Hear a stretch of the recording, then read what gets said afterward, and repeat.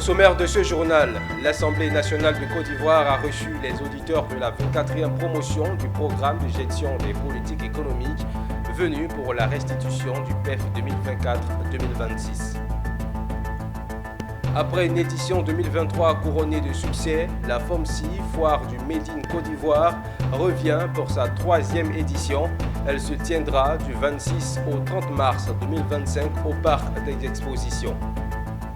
Les transporteurs réunis pour célébrer la 2e édition du Primat, une cérémonie qui distingue les meilleurs acteurs du transport. Plusieurs ont été récompensés. Madame, Monsieur, bienvenue et merci de suivre l'actualité sur Business 24 Africa. Nous ouvrons cette édition avec l'Assemblée nationale ivoirienne qui a reçu les auditeurs de la 24e promotion du programme de gestion des politiques économiques GPE Abidjan. Ceux-ci sont venus pour la restitution du programme économique et financier PEF 2024-2026 devant les parlementaires, principalement ceux de la Commission des affaires économiques et financières. Ils ont montré les grands axes de prévision budgétaire sur la base des acquis des 3 dernières années. Le reportage est signé Philippe Zabo et Tima Traoré. L'honneur est revenu à Nguessan Kakou Ghislain de la 24e promotion des auditeurs GPE Abidjan de présenter la restitution du programme économique et financier 2024-2026. Un exercice fait généralement par les institutions de Bretton Woods pour juger de la crédibilité du budget d'un pays. Un exercice qui demande une expertise que GPE Abidjan veut mettre à la disposition des députés ivoiriens en renforçant leurs capacités. Après les échanges, l'exercice a été apprécié par tous. Ce qui nous amène ici, c'est un module de formation sur la programmation financière. Et c'est une approche, comme je l'ai dit dans mon intervention, qui est propre au Fonds monétaire international. Et nous savons qu'à l'Assemblée nationale, il y a une commission des affaires économiques et financières et également l'ensemble des députés qui ont besoin d'être informés sur les différentes notions et les différentes étapes qui sont suivies pour élaborer un programme économique et financier qui est proposé aux bailleurs de fonds pour financement. C'est ce qui nous amène ici à l'Assemblée nationale, les familiariser à ces outils-là, leur présenter un cas pratique d'élaboration d'un programme économique et financier et leur dire que le programme GPE est à leur disposition pour les aider donc à maîtriser ces étapes, mais également d'autres notions pour leur permettre de faire en sorte que les débats qu'ils auront à l'Assemblée nationale soient éclairés parce que mieux informés. Cette restitution montre le partenariat qu'il y a entre l'université et l'Assemblée nationale.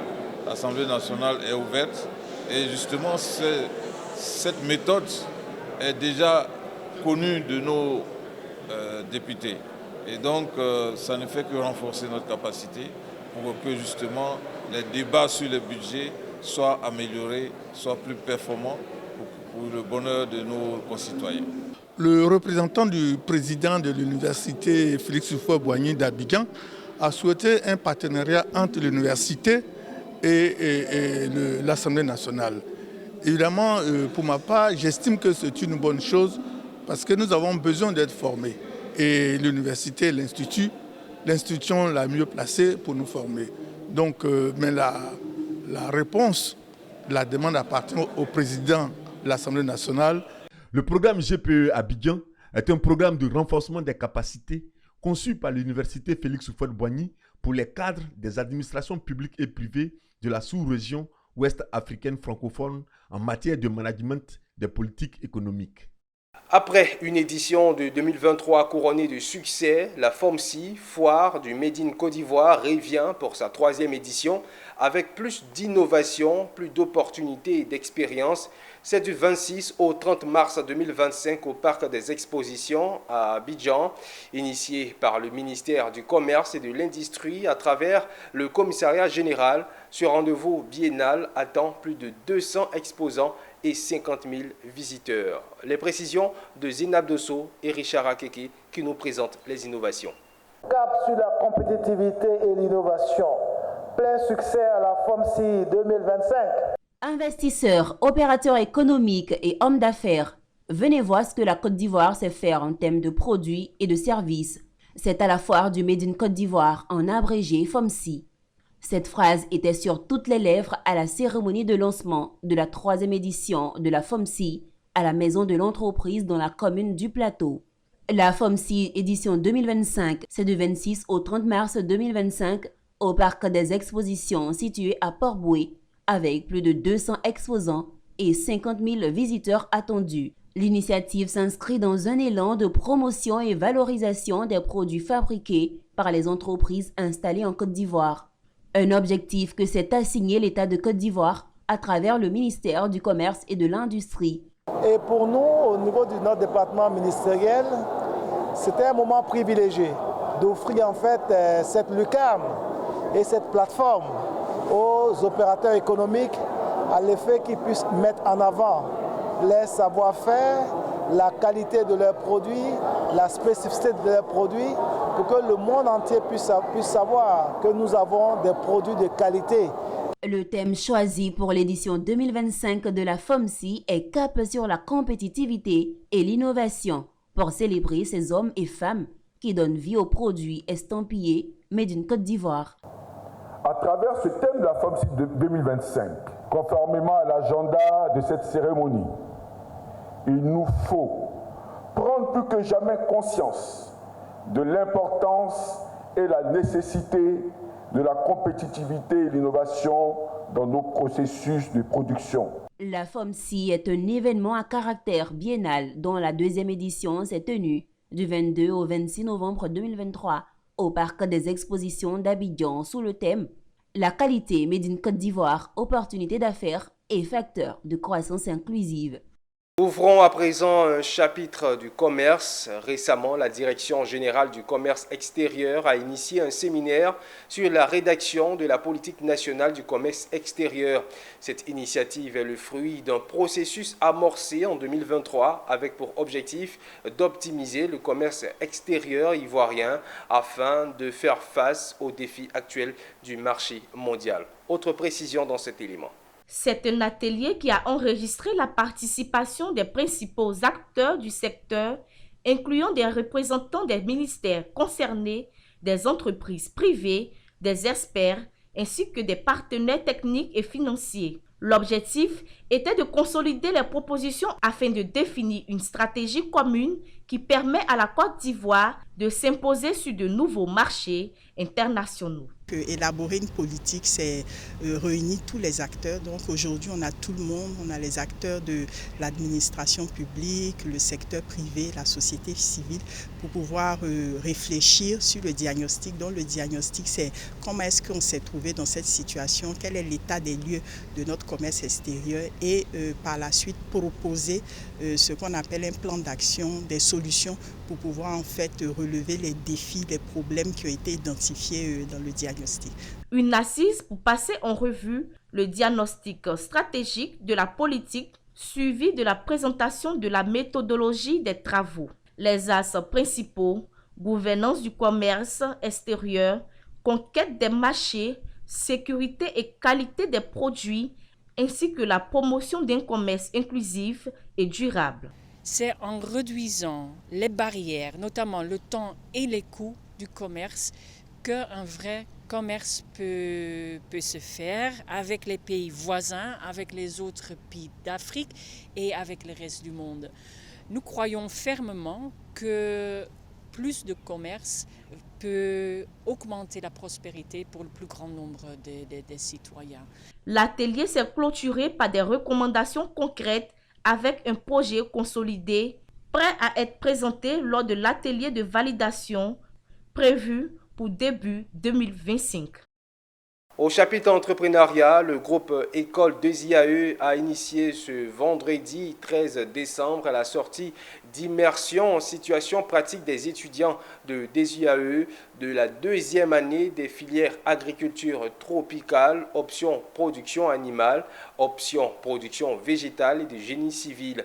La réalisation de cette activité s'inscrit dans la vision de cet établissement d'allier la théorie à la pratique et de mettre les étudiants en situation réelle pour leur permettre d'avoir les acquis nécessaires à leur insertion professionnelle en entreprise. Michel Brou.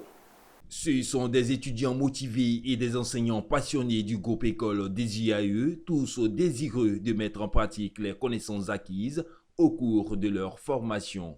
Au programme de cette journée, visite de sites agricoles, d'aquaculture, d'élevage, d'ateliers pratiques et rencontres avec des professionnels du secteur.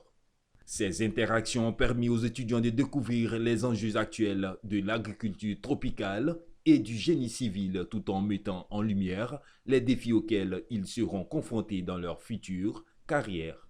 Les étudiants ont eu l'opportunité d'observer des techniques de production animale et végétale en situation réelle, des démonstrations de techniques de construction tout en prenant conscience des normes de sécurité et des exigences environnementales.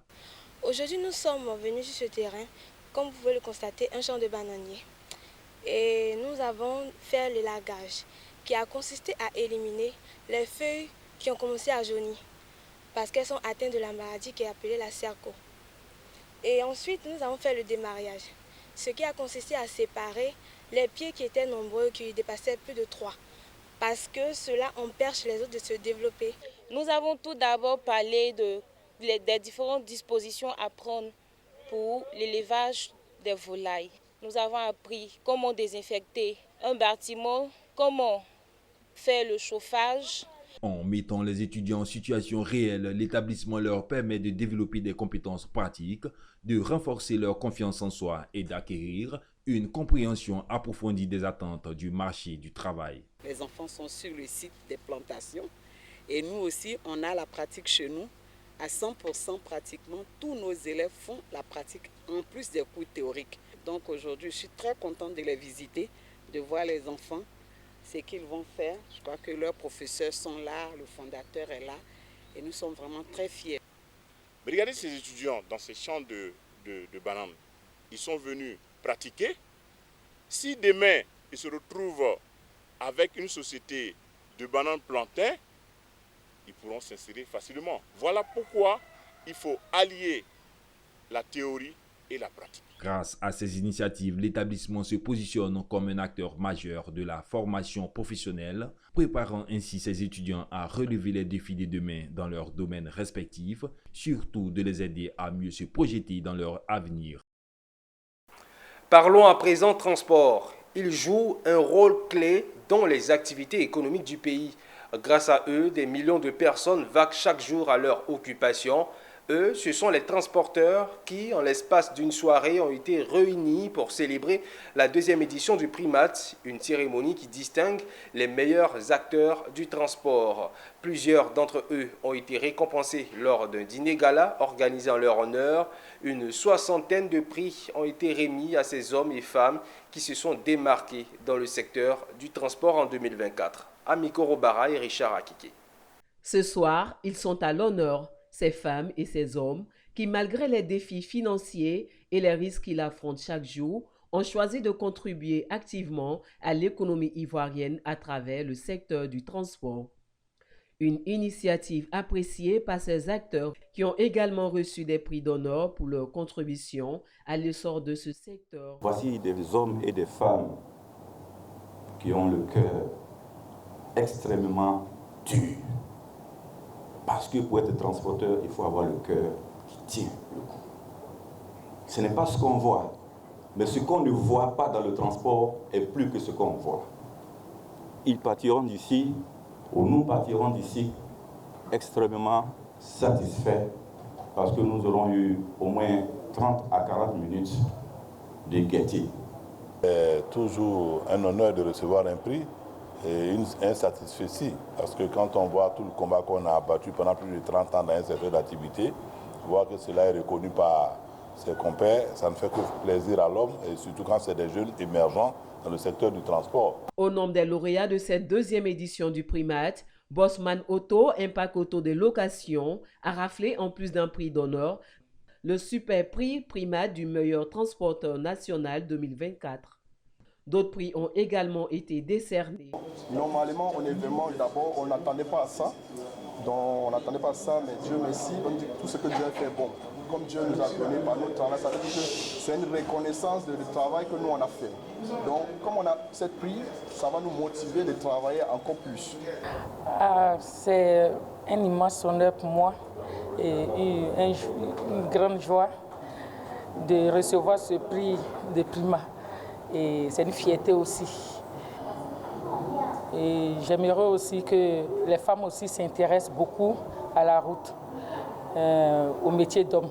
À travers cette initiative portée par Dieu Coblé, commissaire général du Primat, c'est tout un secteur qui est mis en avant, valorisé et encouragé à continuer à se développer pour le bien-être des populations et la croissance économique de la Côte d'Ivoire. Le renouveau syndical des agents du port autonome d'Abidjan a clos la célébration de son 10e anniversaire d'existence par un dîner gala créé en 2014 avec pour principale mission défendre les intérêts et les droits des travailleurs. 10 ans après, le renouveau continue sa marche et se positionne comme une force au niveau du port autonome d'Abidjan. La soirée de gala a donné l'occasion aux responsables de récompenser et distinguer quelques agents, pour la plupart des anciens admis à la retraite. Pierre Tebeu et cette équipe pour plus de détails. Ces membres appartenant au renouveau syndical des agents du port autonome d'Abidjan RESAPA peuvent être fiers de leur syndicat. 10 ans seulement après sa création, le RESAPA est devenu une force, la deuxième, à accomplir sa mission qui est de défendre le droit des travailleurs au niveau du port autonome d'Abidjan. C'est donc fort de ces différents acquis sur le terrain de la lutte syndicale qu'il a souhaité rassembler ses différents membres ce jour pour ce 10e anniversaire. Pour le secrétaire général du RESAPA, le renouveau poursuivra en dépit des difficultés sa mission première. Il a rappelé quelques acquis depuis 10 ans de création. Nous avons ouvert des projets qui ont permis à certains d'entre nous d'avoir un toit, d'avoir un terrain. Et nous-mêmes, au-delà de la mutuelle qui existe dans notre société, nous avons aussi un plan d'accompagnement social. Donc c'est tout dire. Nous, c'est le social. Et nous pensons sincèrement que nous avons fait un grand pas. Nous tenons debout aujourd'hui et nous l'avons tantôt rappelé.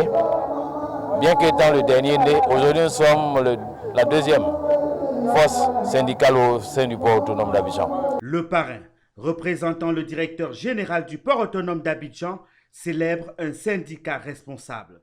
Je viens de le dire, le directeur général il est fier de tous les syndicats, particulièrement il est fier du syndicat RESAPA, qui est le troisième syndicat. Le syndicat a 10 ans aujourd'hui. Toutes les actions que le syndicat a posées ont été de très belles actions. Depuis 10 ans, ils ont participé quand même à la position de la paix au niveau du port autonome d'Abidjan et on est très satisfait. Donc il va demander de leur dire merci et qu'ils comptent toujours sur eux. Au cours de cette soirée de gala, des récompenses ont été remises aux doyens, agents du port autonome d'Abidjan, membres du RESAPA admis à faire valoir leur droit à la retraite. Des prix ont également été remis aux candidats des différents jeux concours. La soirée s'est achevée dans la réjouissance totale. Rendez-vous en 2025 pour célébrer un syndicat encore plus fort. La plateforme des centrales syndicales sur la migration en Côte d'Ivoire aspire à mettre en place des mécanismes de gouvernance de la migration. Une volonté exprimée à l'occasion ce mercredi à Abidjan de la Journée internationale des migrants, célébrée autour du thème « Meilleure protection pour tous les travailleurs, gens de maison y compris les migrants ». Walter Kofi. Célébrer les 18 décembre de chaque année, elle est l'occasion de mettre en lumière les contributions de millions de migrants dans le monde. En Côte d'Ivoire, c'est sous le thème « Meilleure protection pour les travailleurs, gens de maison, y compris les migrants » que la Journée internationale des migrants a été célébrée.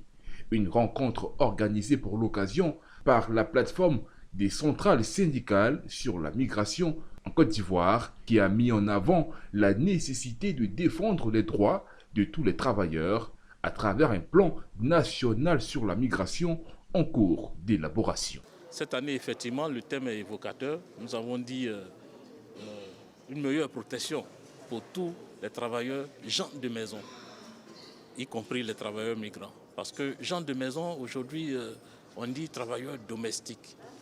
Mais quand on dit travailleurs domestiques, on voit automatiquement les servantes. Alors que dans une maison, on a plusieurs travailleurs. On a des blanchisseurs, on a des cuisiniers, on a des chauffeurs, on a des jardiniers. Et c'est tout l'ensemble qui fait gens de maison.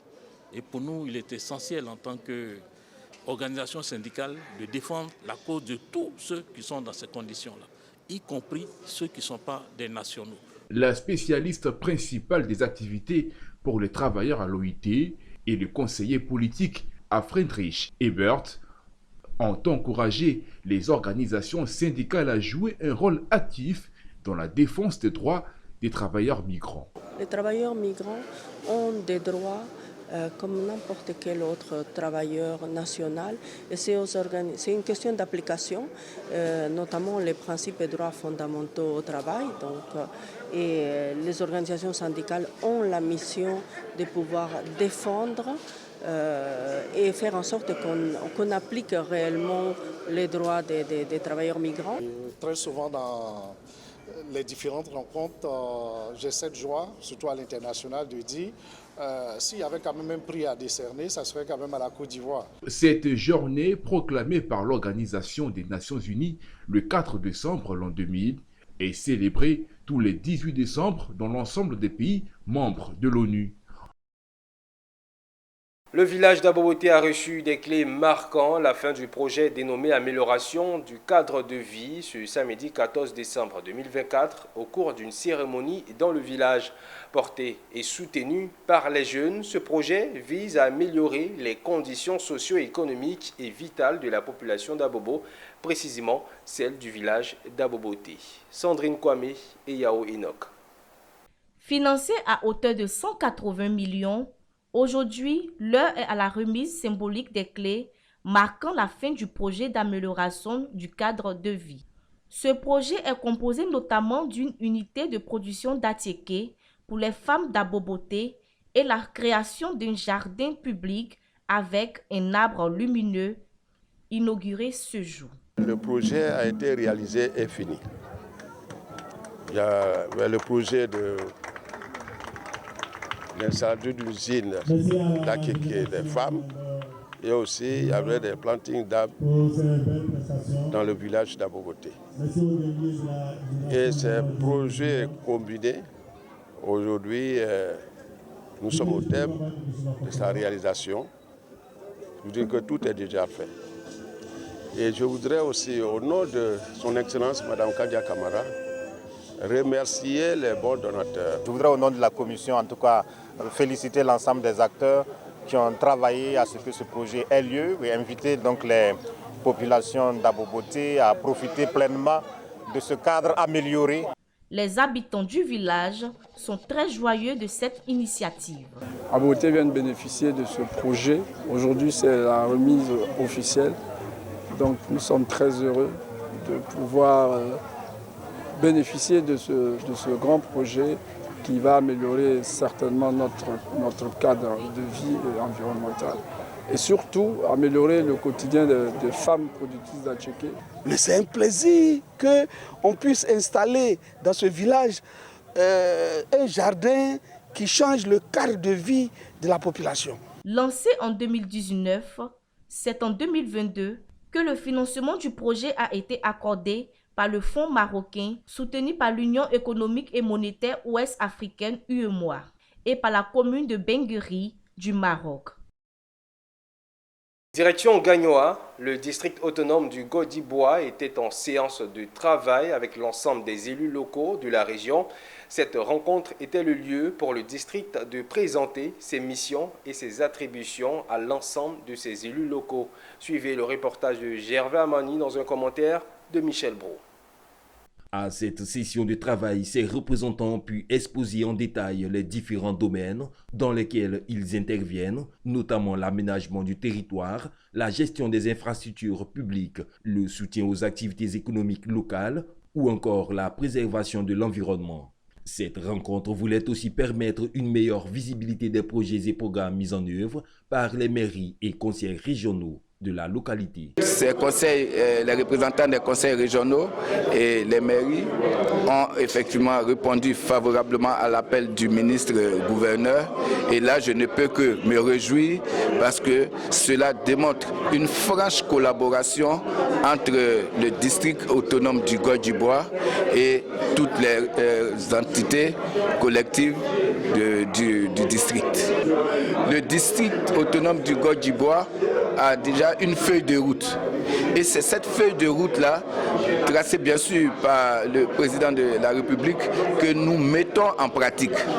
Pour nous, c'était une rencontre importante qui nous permet de mieux apprécier les missions donc, du district autonome du Côte d'Ivoire. Nous comptons vraiment sur le district pour accélérer le développement de nos régions. Première du genre après les élections locales du 2 septembre 2023. Cette rencontre a été présidée par le premier vice-gouverneur du district autonome du Côte d'Ivoire. Le district compte plus de 2 millions d'habitants repartis sur une superficie de plus de 17 000 km², dont 449 villages, 10 communes et 2 régions. Après son élection à la tête de la municipalité de Ouaninou, Diomandé Abdoul Amara a été investi récemment.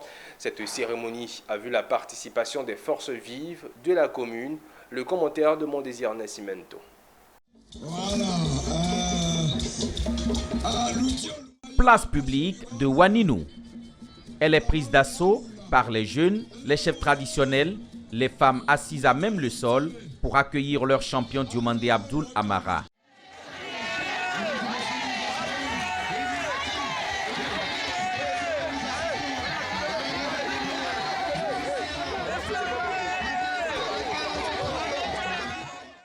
Le premier magistrat de la commune investi dans une ambiance bon enfant.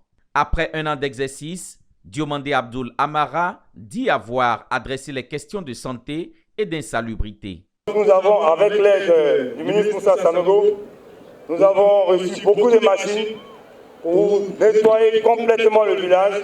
Quand vous rentrez dans ce village aujourd'hui, il n'y a pas d'ordures, il n'y a pas de dépôts sauvages. Dans le cadre de la lutte contre l'insalubrité, nous avons reçu de nos sénateurs du BAFI, le docteur Beko, mon grand frère et ma maman Sarah Fatiga, beaucoup de matériel qui nous ont permis d'installer des poubelles de grande qualité, de grande quantité, de donner des brouettes, de donner des équipements à nos populations, à nos agents pour commencer à nettoyer la ville. Selon Diomandé Amara, ces résultats sont le fruit d'une politique de modernisation de la Côte d'Ivoire engagée par le chef de l'État, Alassane Ouattara. C'est pourquoi le champion de Ouaninou appelle au rassemblement.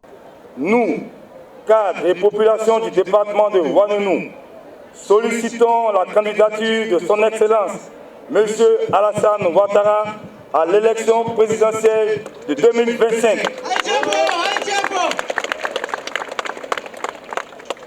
Nous, cadres, population du département de Ouaninou et du Bafing, promettons au président de la République un score sans appel. En marge de cette investiture, l'artiste Fadal Dey s'est produit en concert.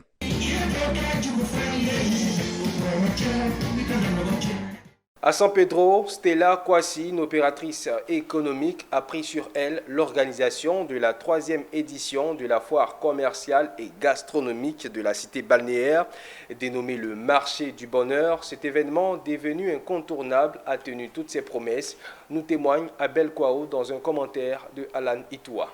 Regrouper les artisans et les entrepreneurs en vue de leur redynamisation, tel est l'objectif de l'organisation de cette foire commerciale et gastronomique.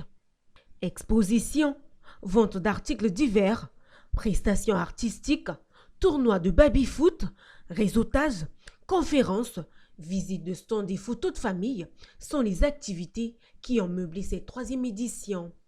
Stella Kwasi, coordinatrice générale de la dite activité dénommée le marché du bonheur, se réjouit de cette 3e édition tout en exprimant sa gratitude aux autorités locales et aux partenaires. Nous sommes à la 3e édition et nous disons merci à nos partenaires tels que la CIE, Ballon d'Or et plein d'autres qui nous ont accompagnés tout au long de cet événement. Nous espérons la participation active de tous les commerçants de San Pedro pour la réussite effective. Nous disons déjà merci pour les commerçants qui sont déjà installés et qui continuent de venir à cet événement. Vazoumana Kone évoque les raisons de la présence de son institution à cette foire qui offre d'énormes avantages. Au niveau de la population, comme vous le constatez souvent, tout ce qui est lié un peu au placement d'argent ou autre, ce sont des épargnes qui s'envolent, alors qu'il est mieux d'avoir l'épargne dans un endroit sécurisé. Et c'est pour cela qu'il est bon pour la population d'épargner au niveau de la Banque du Trésor qui a les meilleurs taux. La représentante du préfet de région de San Pedro, Annick Nandui, remercie la coordinatrice générale de cet événement qui permet à la population de la ville balnéaire d'être réellement dans le bonheur, comme son nom l'indique. Nous sommes à la 3e édition et ce que je souhaite pour cette édition, c'est que les stands soient remplis, que la population de San Pedro sorte massivement pour faire des achats, que la population de San Pedro sorte pour saisir cette opportunité. Voilà, nous sommes au début, on voit qu'il y a un peu d'espace vide, mais je pense que d'ici 2 jours, tout le monde sera imprégné et tout le monde sera dans cette ambiance. La foire commerciale et gastronomique dénommée le marché du bonheur est à sa 3e édition et a pour but de regrouper tous les artisans et les entrepreneurs de la ville de San Pedro en vue de leur redynamisation. Et c'est sur cette note que nous mettons un terme à cette édition. Merci de l'avoir suivi. Les programmes se poursuivent sur la télé utile. À très bientôt.